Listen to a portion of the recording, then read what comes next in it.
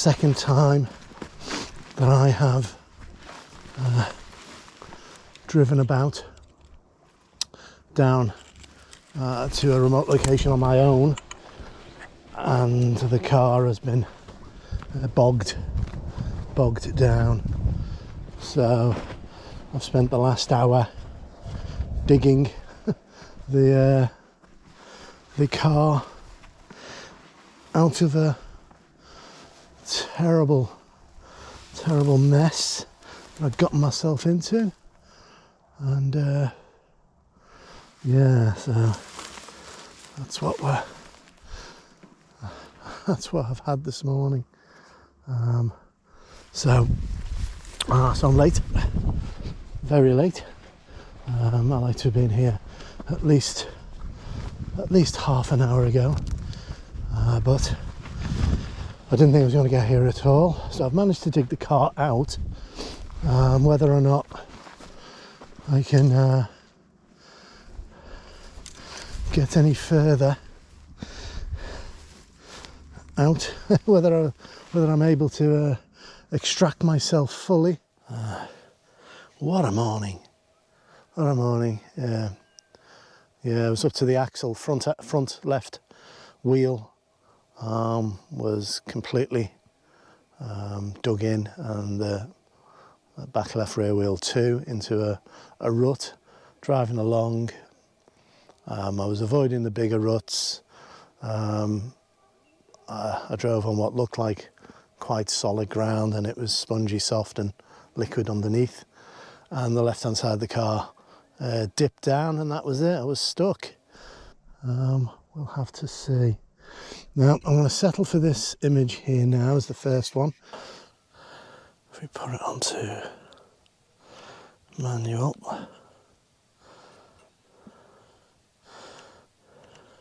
it's probably about F18, 4 minutes. I'll pop it down to F16. So what I've gone for is this composition. I normally detest this sort of crossover here, but I can't move to the left without then impinging on this little tree here. So it's the best that I can do, I'm afraid, I think, with this little composition. So that's what we're going to run with now, and then and you'll see me setting up. So yeah, 4 minutes. I shouldn't need a grad. I've got to stand very still now. It's a spongy bank. I shouldn't need a grad because the cloud cover and the water are similar in terms of exposure settings. They're quite dark, both. The only thing I've got to watch out for is that bright light coming through, that orange light coming through. And that should be okay, because if I do blow that out now during this, I'll take a shorter exposure, 30 seconds or so, just to capture that and then blend the two in. Well, fingers crossed. After an adventurous morning, yeah, it's a very adventurous morning. Let's see how we've done. Well, that looks quite nice, actually. That really does look nice. Let's see if we've blown the highlights. And no, we haven't.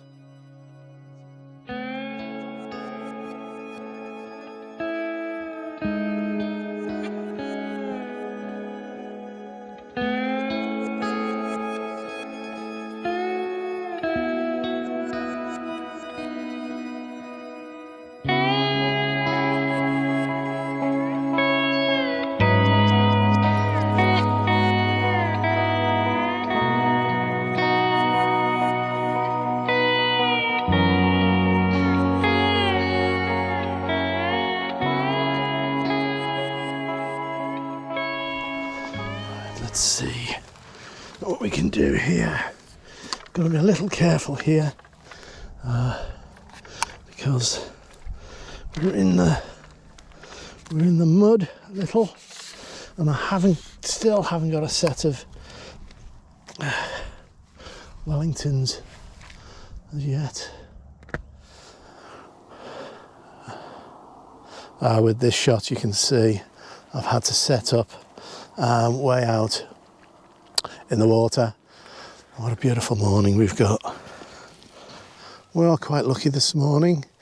So this is the first little bay that you find here at Lake Bonney. It's my favourite little spot. This one, it's quite dense. It's quite difficult to get a clean composition, but I think it's worth. I think it really is worth the effort. And so we're going to take this one shot, and then we're going to head over to that side over there and shoot back. And hopefully this light will continue a little bit. I've got a feeling that we won't get that intense colour that we're after, but I'm happy with this light at the moment. It's very nice, very pretty. Right, this one is completed. I think this one has gone done, so we'll just lean over and bring you in. Ooh, what I wouldn't do for my Wellington boots.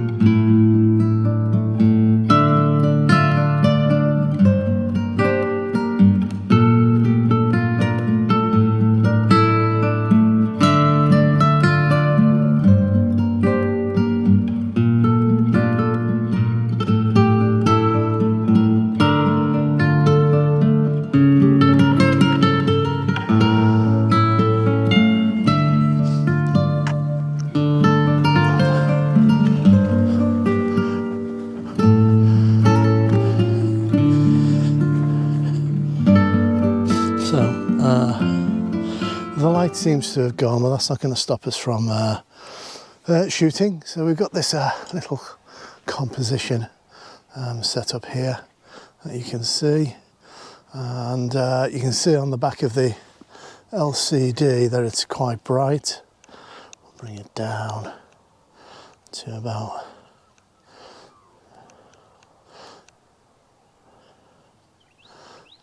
to about actually about 4 seconds, possibly, maybe less. 1 second, definitely 1 second. And the histogram here, you can see, just doesn't clip anymore. So as I push it up to 4 seconds, you can see that there is clipping here. The highlights are all bunched up at the right hand side of the histogram. Bring it down to 1.5 seconds. There's a tiny gap, 1 second for sure. And I can see that the histogram is not clipping any of those highlights. So that's essentially what we're going to go for. And what I know is that 1 second with a 6-stop will give me 1 minute, and that will smooth out any of those ripples that you can see on that foreground. So what we'll do is we'll throw on our filters. So first of all, our filter holder, let's pop that in place, and then I'm going to check the polarizer. So you can see the polarizer full glare, and if I do it this way, you can see under the water slightly, it darkens that water. I don't want it, I want the full glare, I want the reflection, and I want that contrast between the reflection, the dark reflection, and the bright water. I'll have to throw on a soft grad. Some people bracket here. I actually don't mind. I think the trees are so dark that I don't mind darkening at the top slightly. So I'm throwing on a 0.9, I'm not sure if that will be enough. I'll test that after I've thrown on the 6-stop. So I've got the 6-stop here. Throw that on. So you can still see through that filter. That's just as well because I need to focus on that tree. And then we'll go from there. a 16. There we go. But these, I was going to say a beautiful tranquil morning, but you can hear them bloody pesky birds screaming their heads off, shouting at me. Disturbing the morning. And besides them, what a peaceful, beautiful morning it is. So there we go, that's 1 minute. That's quite nice. We could probably push that a touch further. I'm just going to check the histogram on that. Yep, I could push it because we've got a beautiful sky.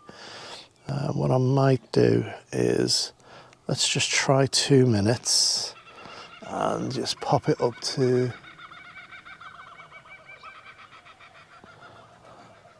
F18.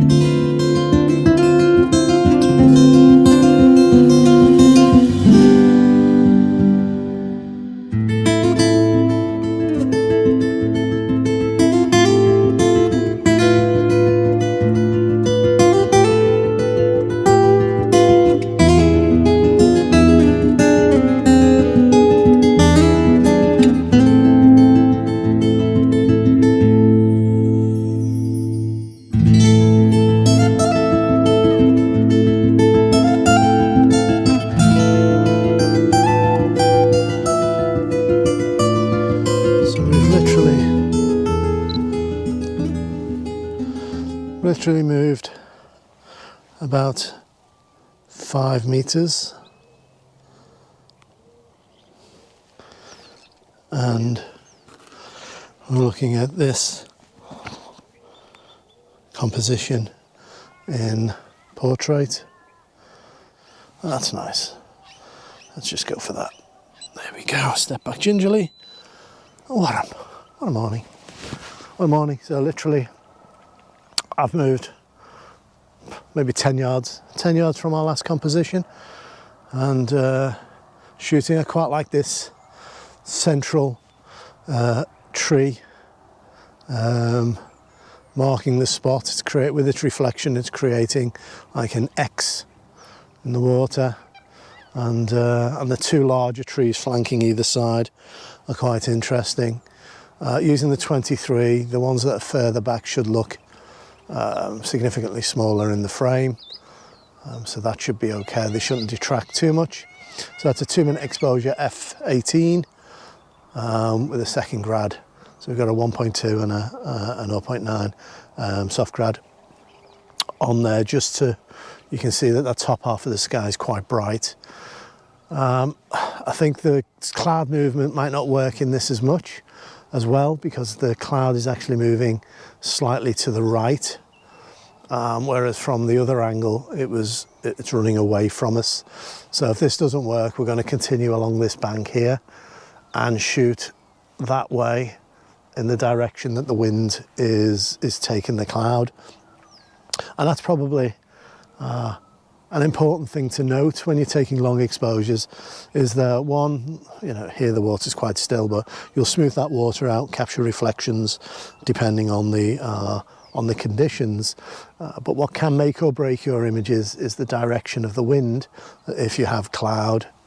Yeah, I'm not sure this one will work as well with it being horizontal movement of cloud rather than directly away or towards us. I usually favour it.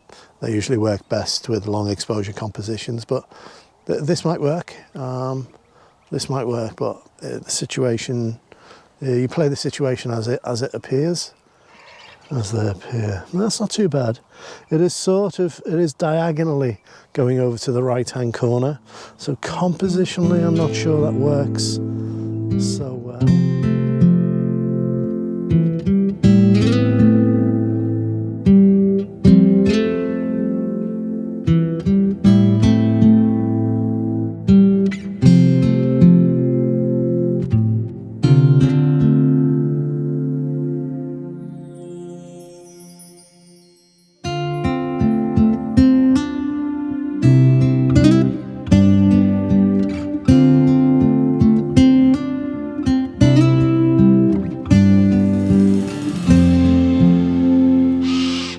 So I think you can see an interesting little composition here. I'm using this large tree in the foreground to arch over and frame the trees in the background. So it looks quite nice. I'm just trying to make sure that there's no intersection between them. That looks okay. 2 minutes. F18, focused on the near tree.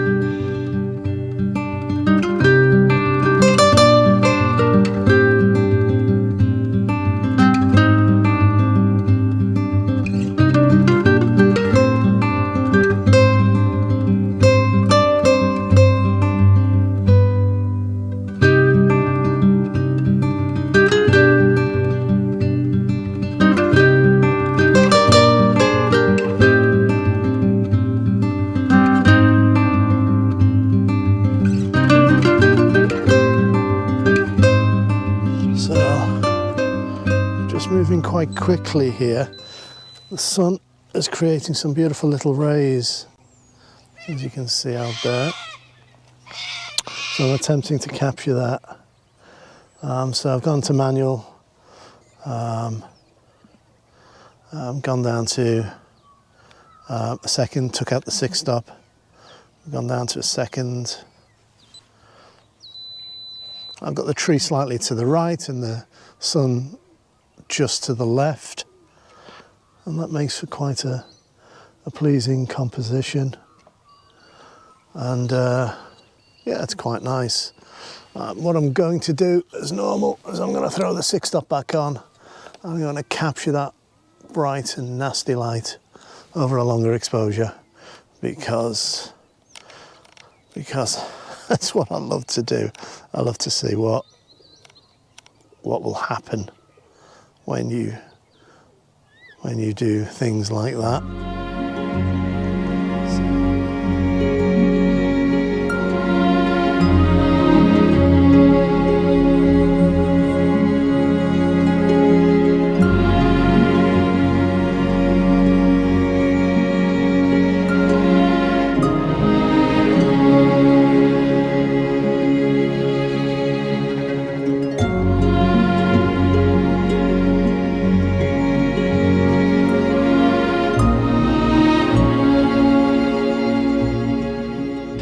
Sun has gone. What I'm going to do, throw this into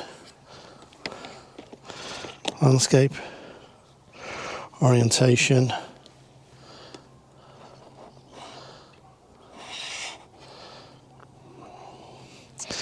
I'll adjust it slightly to capture the scene. Not quite like that. That's quite nice. I think I probably need a touch more sky. That's nice. Let's make sure we focus on one of those trees. And I think I'm going to come back to...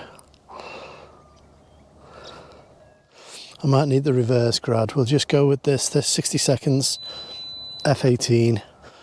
And if it looks slightly off in terms of blowing the highlights across the central band, I'll throw the reverse grad on to take care of that band across the middle of the image, I try not to use it in situations like this because it will darken a band of those trees too. The clouds have got nice texture in them. 60 seconds should be enough to move that, and that is very pretty.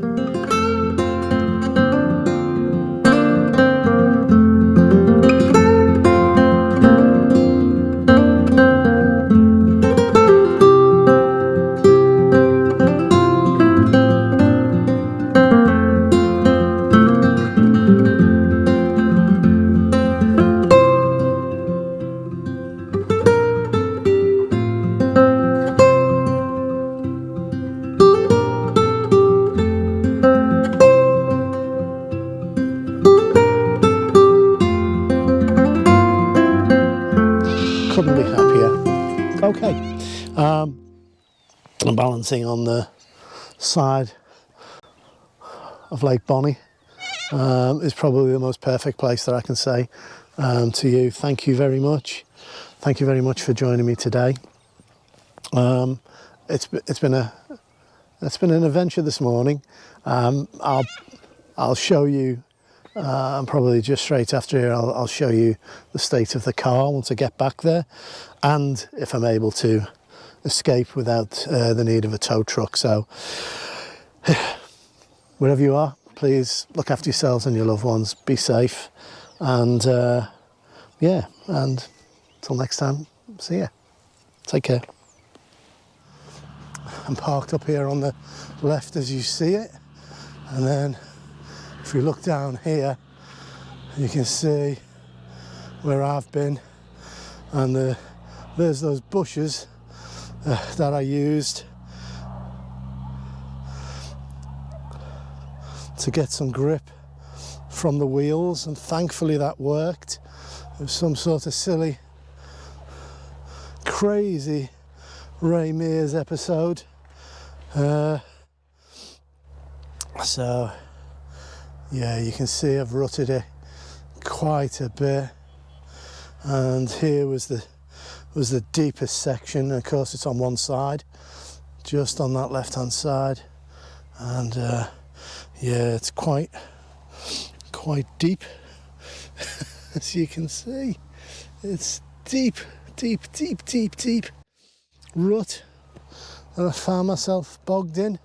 You can see my tracks all the way, and then I've managed to get the car, as filthy as she is, back onto solid, semi-solid ground,